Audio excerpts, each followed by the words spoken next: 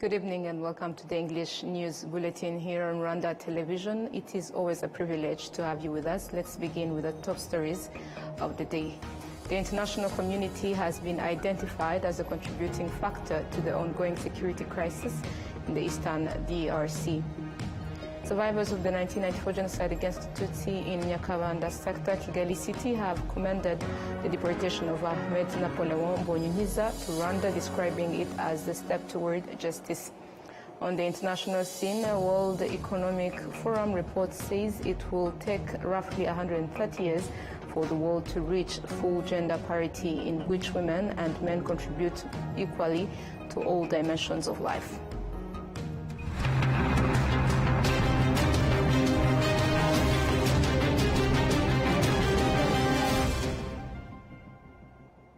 My name is Olive Nete, and it's always a pleasure, I have said, to have you with us. Now let's kick off the edition. The international community has been identified as a contributing factor to the ongoing security crisis in the Eastern Democratic Republic of Congo, particularly by ignoring the spread of genocidal ideology promoted by the FDLR and certain political leaders. Adam Squizera has more on this.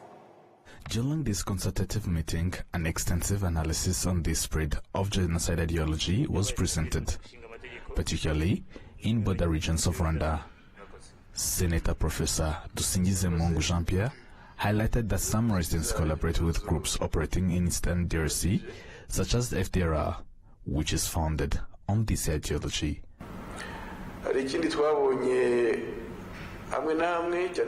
In some areas near the border, there are women who cross with the intention of meeting FDLR fighters. Additionally, some districts have residents living abroad who actively try to manipulate the youth into embracing divisionism and genocide ideology. There are also some individuals who maintain contact with the FDLR militias and other groups opposing the Rwandan government, aiming to spread genocide ideology among the youth.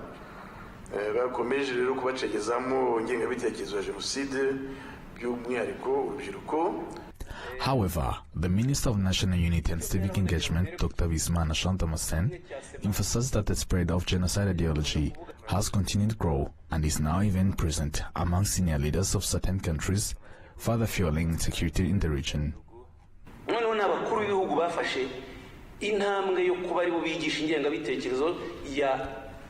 Some heads of state have taken steps to promote the Hema Tutsi Empire ideology.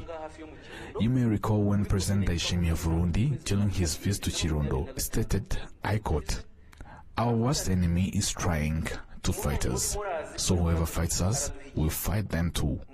Get ready to fight, stroke, kill. We know those people from the kingdom, and they cannot defeat us now. We Burundians, we will not accept to die like those Congolese." Then, when such rhetoric comes from head of state, people take it seriously, and it influences their perceptions and actions.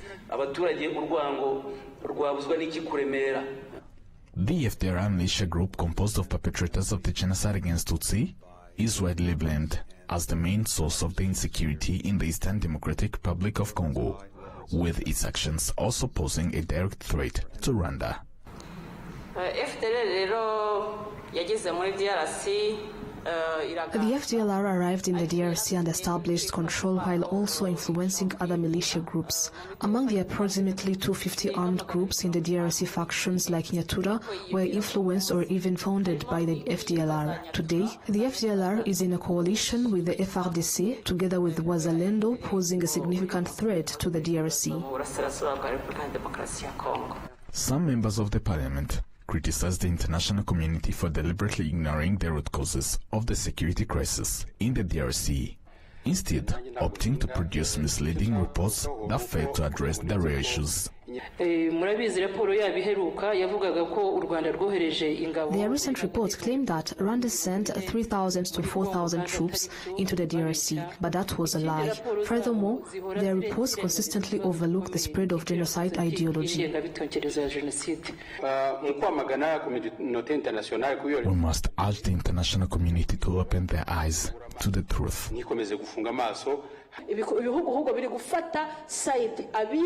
Some countries are taking sides, where victims are being turned into perpetrators. We need to engage in discussions with those parliaments, urging them to hold their governments accountable. The Minister of State for Regional Cooperation in the Ministry of Foreign Affairs and International Cooperation, retired General James Kabarebe, emphasized the international community's approach does not contribute to resolving the security crisis in the DRC, but rather perpetuates the problem.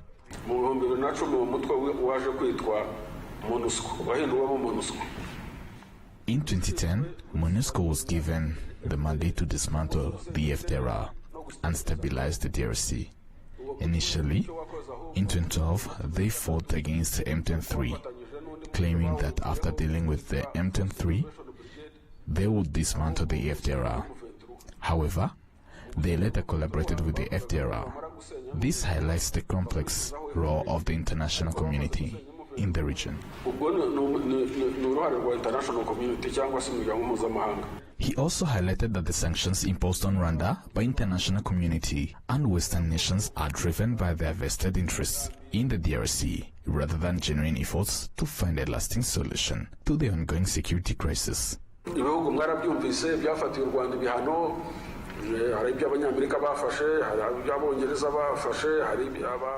All of them are primarily interested in the DRC and nothing else. What they see in the DRC are minerals. For example, the Canadians imposed sanctions on us. In Warikare, the North Kivu, they have the world's largest satellite mine, known as Alpha Mine. So you understand the interest they have there. This consultative meeting on the ideology of the genocide in the region, its consequences, and strategies to fight against it was attended by members of the parliament, high-level government officials, political party representatives, and civil society members. Adam Squizera, RwandaTV News, Kigali. Thank you, Adams. Now, on Tuesday, the Federal Minister for Digital and Transport in Germany visited Rwanda's stand at the ITB Berlin exhibition, which showcases tourism-related activities. He was received by Rwandan representatives led by Ambassador Igor Cesare and Irene Murerwa, the Director General in charge of tourism at the Rwanda Development Board. Minister Dr. Volker told journalists that he knows Rwanda as a country he has visited, and that it has a close relationship with the region he comes from. We'll stand here at the ITB exhibition, and Rwanda is presented from his best side. It's amazing people here, and I can recommend to discover Rwanda, an amazing country with wonderful people and a beautiful nature. There's a deep cooperation between Rwanda and Germany since a long time, especially with the state of Rhineland-Palatinate, where I personally am from. And so I had the opportunity to come to Rwanda several times, and every time it's really a new discovering of wonderful people, beautiful nature, and it's a country very well developed with good infrastructure and economic growth, and of course very attractive also for tourists. Moving ahead, survivors of the 1994 genocide against the Tutsi in Nyakabanda sector, Kigali City, have commended the deportation of Ahmed Napoleon Mbonyunyiza to Rwanda, describing it as a step toward justice. Mbonyunyiza had escaped accountability after being convicted by the Gacaca courts for his role in the 1994 genocide against the Tutsi. We have details. Survivors of the 1994 genocide against the Tutsi state that just a few meters from a location known as Baoba, Ahmed Napoleon Mbonyunyiza had established a roadblock. As the leader of the Interahamwe youth militia affiliated with the MRND party, he played a key role in the atrocities committed during the genocide. Napoleon was a member of the MRND party and played a key role in establishing the Interahamwe militia. He was among those who incited young Hutus to kill Tutsis. His involvement in the genocide is well documented, as he was a significant influence and had a list of individuals targeted for execution in Nyakabanda sector. He was a well-known and powerful figure in orchestrating the killings of Tutsis in the area.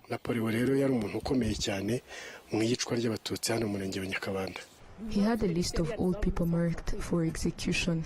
At my uncle's house, they arrived and said, "Your mother has been killed, you're next." In 2007, the Nyakabanda Gacaca court found Ahmed Napoleon Mbonyikiza guilty of participating in the 1994 genocide against the Tutsi. However, he fled the country on the day the verdict was to be delivered. The day he was supposed to appear at the sector to defend himself, I was there.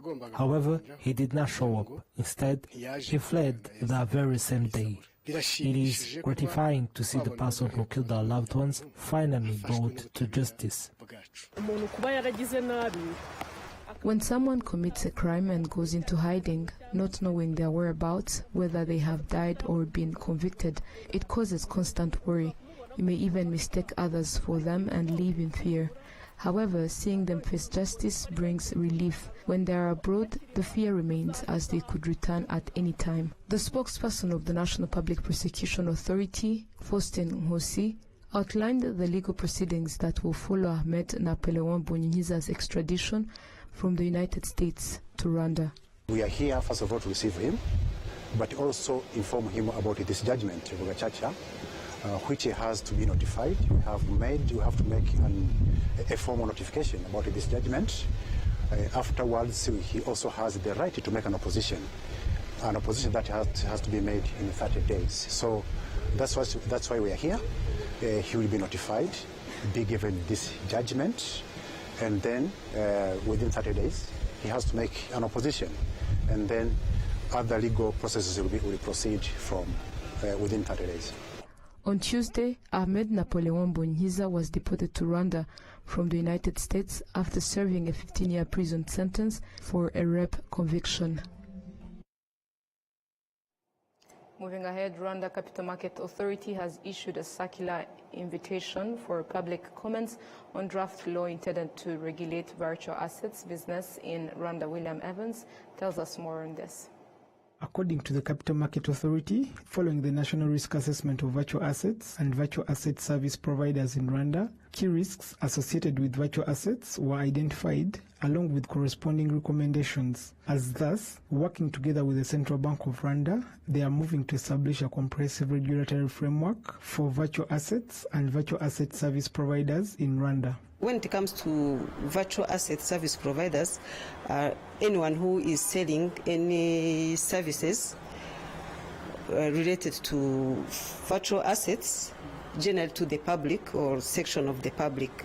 But the law also talks about issuers of virtual assets, because sometimes you can offer those assets to the public.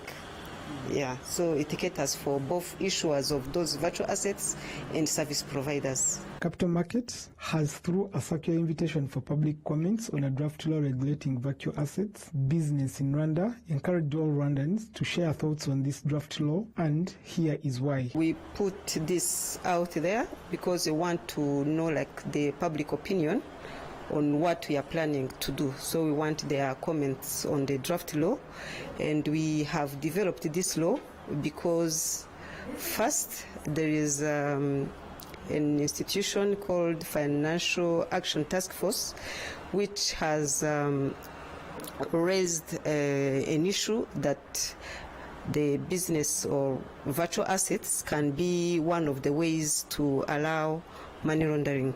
So that's why the law was put in place.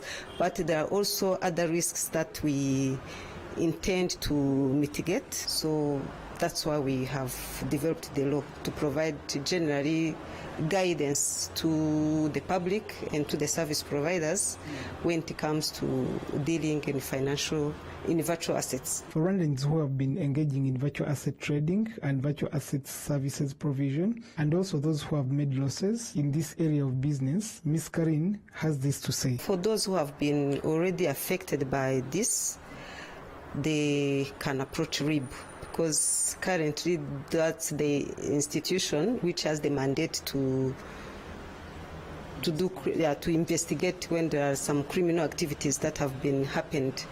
And in the future, when the law will be in place, CMA will have its own responsibilities, like making sure that the law is being implemented, putting in place other implementing regulations or guidelines, licensing service providers, and also approving issuance of those virtual assets. And in case maybe there is a need to investigate and like criminal activities or other activities that are not complying with the law, we have powers to, for example, to impose fines when there is an offense, but if it is a criminal, then we will have to engage RIB. That's the standard practice. This draft law aims to preventing and mitigating risks associated with money laundering and terrorist financing through virtual assets, maintaining market integrity, fair practices and transparency in the virtual asset sector, and protecting consumers and investors in relation to virtual asset business, among others, before the end of this financial year. William Evans, RTV News. Thank you, Evans, for the details. Now to the education sector. Students residing near the Volcanoes National Park have shared that in addition to their academic pursuits in environmental studies, they are also experiencing tangible benefits from the park. This has further strengthened their commitment to actively engage in and promote conservation efforts. The re-innovation of the school where I am from, GS Kamhanga. Before it was like poorly built, it had poor constructions, but the hotel, which is called One and Only, it came and gave support where they re-innovated the school. The whole school is brand new. It is different from how it was before. We had, like right now we have the smart classrooms where students get different skills because of those hotels. Now students also continue to broaden their knowledge about the environment through debate competition, and this time the trophy was awarded to the students of Musanze Secondary School, with students from Kamhanga Secondary School securing the second position. They further explain how this will support their conservation efforts. It was very, very important to me and my team as well, because we have been able to gain more insights about conservation. Like before, on myself, I couldn't know what it truly means to conserve. Because anyway, I'm not near VNP or any other protected area, but after joining this conservation debate, we have been able to learn and grow through conservation. So it's like Rwanda heavily relies on tourism as one of the sectors that gives us revenues, and in fact, you don't conserve there, tourism cannot occur. So that's one of the things that I have learned throughout this debate, because we have been able to understand what's the true importance of conservation and how is it helping our country. And we have been also learning different policies, like we have linked RDB with conservation, we have linked Diana Forestry and other private sectors with conservation, we have also linked revenue sharing programs, ecotourism, and all other aspects of tourism together in this debate, which made us gain more insights and learn more about conservation. And also it has given us a mind that fosters informing others about conservation. It's like the lessons that we have learned from this debate, this tournament of debate, are not going to stick to us. We have also got a motivation of sharing them with others so that they can truly understand what it means to conserve and also how to conserve. From this competition of conservation debate, first of all, I thank Dynaforce Career Fund. This fund has, first of all, given us a camp, and this camp, and through this camp, I've gained that to conserve. It doesn't only require us to be on the field or on the site of conservation, but it requires us to have willingness on conservation. Even though you can use Instagram, even though you can use social medias, even though you can even inspire your community members, then you can conserve. That's what I've gained from this competition. The competition is organized by the Ellen DeGeneres campus of the Diane Fossey Gorilla Fund, and Elias Nizeyimana, the staff member responsible for environmental studies, explains the objective of the event. The competition aims to train the next generation of future conservationists, which the Fossey Fund initiated since 2012. So, and this program is really happy to help the young generations near the Volcanoes National Park to be the competitive conservationists from today, even in the future, to train them to be the future leaders in the conservation sector. We are having the issues in destroying the habitat of gorillas, destroying the other environment in general. My message is to tell everyone conservation is life, as a slogan since years ago. So is life is really a life. So and everyone must do conservation and feel it. These competitions have been organized for over a decade to further enhance young people's understanding and appreciation of the environment, especially as the world faces growing challenges due to climate change.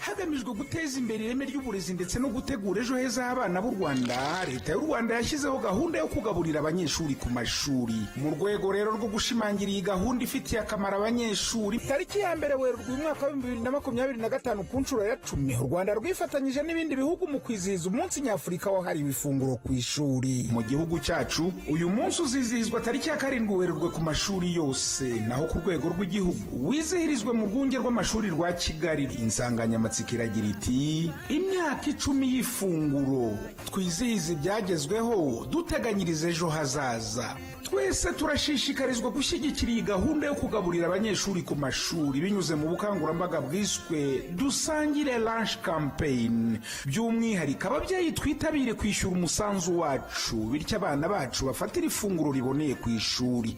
Ubu butumwa ni ubwa Minisiteri y'Uburezi ku bufatanye n'ishami ry'umuryango w'abibumbye rishinzwe ibiribwa ku isi. Ngiye icyo mbaza ni kimwe, koko hari umuntu ugihagarara ku nyama muri iki gihe koko? Uretse nitaba umukiriya. Kiriya biteze. Ariko tayi, aho kusoreza imyenda wibereye kuri telefone kweli. Ariko ni kuwa mbere nawe wagwa. Wamo. Uracyari wose? Icyo nakubwiraga wa muntu niko ye. Umuntu w'umugabo ku bukwe bwe akambara kositimu itukura biciye n'amaboko noneho. None se uyisuza? Si wombwiye ngo ngwe muse? Ntabwo ari ibi navugaga.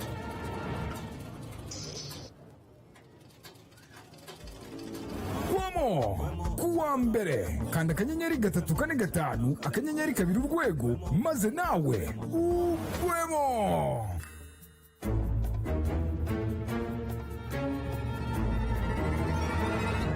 Wikwisondeka.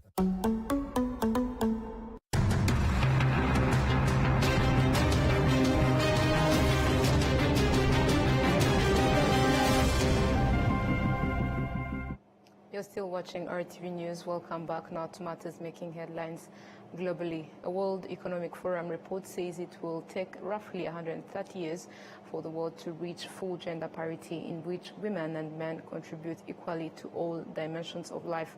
In Colorado, VOA has the story of 2 women making inroads. We have details. Living without fear and doing what you love is how Mirna Aishoya, an Iraqi scientist and part-time musician, describes her life in America. So the situation for women in Iraq is actually significantly different than the situation in the United States for women. Aishoya came to the U.S. in 2015 at age 22 after completing a bachelor degree in Iraq. She graduated from Colorado State University in 2017 with a master's degree in cell and molecular biology. She eventually found an internship working as a laboratory instrumentation specialist, conducting tests to verify the performance and quality of medical devices and other tools. After her internship, she began working as a specialist in this field. I really liked the technology, and I didn't see a lot of women doing that kind of thing. In the United States, she also found the freedom to play drums professionally, performing in concerts and festivals, something she says would not be possible for her back home. Imagine a metal drummer like me in Iraq playing metal. They would associate that with certain beliefs. March 8 is International Women's Day, a day to celebrate the social, economic, cultural and political achievements of women. UN Women spokesperson Paloma Escudero says observing the day doesn't mean there isn't more to be done to improve women's lives. Women remain far from equality in almost every sphere, and we can see that in many wars and crises the world faces, including COVID-19. It is always women who are impacted first and worst. Aisha volunteers with non-profit organizations that help women refugees settle in America. At one of the events, she met Tatiana Stratilat, a chef who fled her native Ukraine after the Russian invasion. Aisha shared with her some tips about immigration, and Stratilat shared her Ukrainian cuisine. The lives of women in Ukraine and Iraq are different, but women's struggle to succeed in non-traditional careers is universal, Stratilat says. In Ukraine, as well as here, there are not a lot of female chefs. Most are men, and it took a lot of time to prove opposite. Stratilat says she is encouraged that women from different countries support and learn from each other. After my immigration journey to USA, and I'm finally started to work as a chef. I lead cooking classes for CSU students, for local restaurants, and also I teach Ukrainian authentic cuisine, different local communities. Besides it, I'm a private chef instructor. It has brought me a lot of joy to share my passion to the culinary with women from different countries. Thanks to the rise of innovative technologies, Aisha's chosen field is growing, and she is glad to have found her niche. I've been very interested in aerospace and aerospace technology, so I have thankfully been able to interact with a lot of space agencies like SpaceX and NASA to help them choose the right lab instrumentations to analyze certain chemicals, or in my current job to analyze radiation for anything that they're sending up to space or down from space. A 2024 report by the World Economic Forum says it will take 134 years, roughly 5 generations, to reach full gender parity across 4 key dimensions: economic participation and opportunity, educational attainment, health and survival, and political empowerment. Svetlana Pristinska, VOA News, Fort Collins, Colorado. And this VOA story brings us to the end of tonight's bulletin, but before we leave, a reminder of the top stories that made the edition. The international community has been identified as a contributing factor to the ongoing security crisis in the Eastern Democratic Republic of Congo. Survivors of the 1994 genocide against the Tutsi in Nyakabanda sector, Kigali City, have commended the deportation of Ahmed Napoleon Bonyiniza to Rwanda, describing it as a step toward justice. The international scene, World Economic Forum report says it will take roughly 130 years for the world to reach full gender parity in which women and men contribute fully and equally to all dimensions of life.